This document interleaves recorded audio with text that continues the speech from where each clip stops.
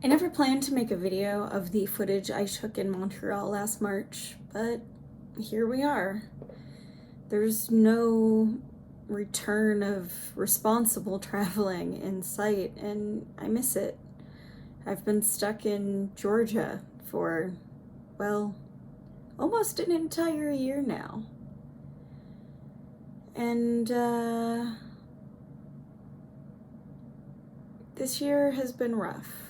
It'd be great if we could do some traveling, but since we can't and we're mostly stationary at the moment, we can at least look back and see what a different place looked like last spring.